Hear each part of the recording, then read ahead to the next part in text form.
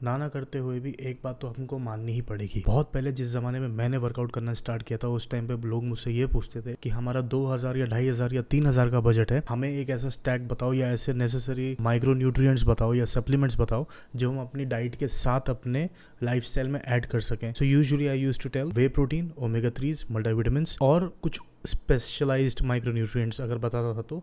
लेकिन अब क्या हो गया है कि अब सिचुएशन बहुत बदल चुकी है। प्राइमरली जो लोग वर्कआउट करने जिम में आ रहे हैं, अगर वो मेरी जनरेशन के हैं, they have started earning. If they are smaller than me, they are gen Zs, they are having plenty of money. And if they are older than me, then definitely they will be having money. अब हर आदमी के पास एक गाड़ी है जिससे वो gym में आता है, महंगे स्पोर्ट्स शूज़ हैं, स्पोर्ट्स वेयर हैं और महंगे स्नीकर्स हैं, डेड लिफ्टिंग के शूज़ हैं, चॉक पाउडर्स, BCA, क्रिएटिन लोग जिम आने के 3 महीने के अंदर लेना शुरू कर देते हैं।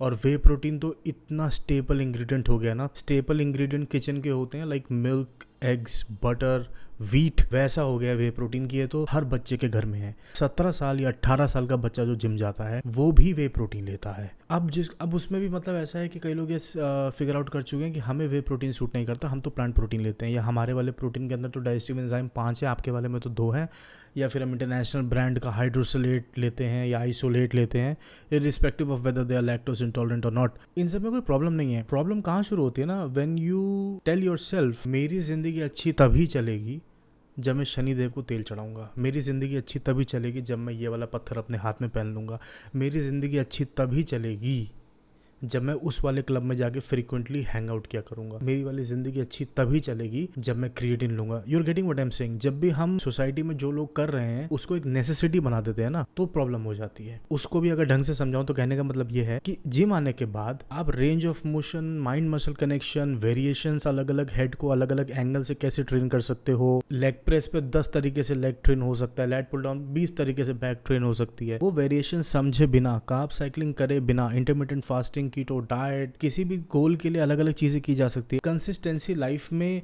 आप सीखो, आप पेशेंस लाइफ में सीखो। आप मेहनत करते हो, आपको रिजल्ट नहीं आता, आप फिर मेहनत करते हो, फिर आप अलग तरीके से मेहनत करते हो। वो सारा फेज, पीरियडाइजेशन, डीलोड्स, वो सारे फेज, उतना हार्ड वर्क जो लगता है मसल गेन करने के लिए, फैट लूज करने के लिए, आप वो सब नहीं कर रहे हो स्टार्टिंग से। Because you have ease of access, you have availability of money, you have availability of resources. आपको ईजिली कोई भी इन्फॉर्मेशन मिल जाती है। आप ईजिली 2 बटन पे पेमेंट कर सकते हो, 2 बटन से क्लिक करके किसी प्रोडक्ट को अपनी कार्ट में ऐड कर सकते हो।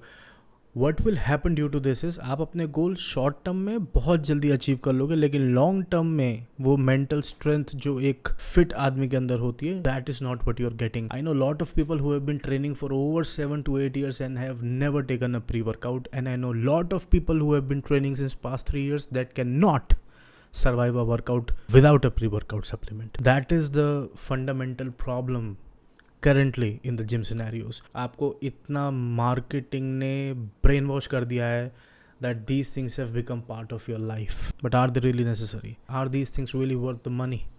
Who am I to judge? मैं तो सिर्फ यही कह सकता हूँ कि be wise, stay cool. The Wisdom Preacher signing out. Goodbye now.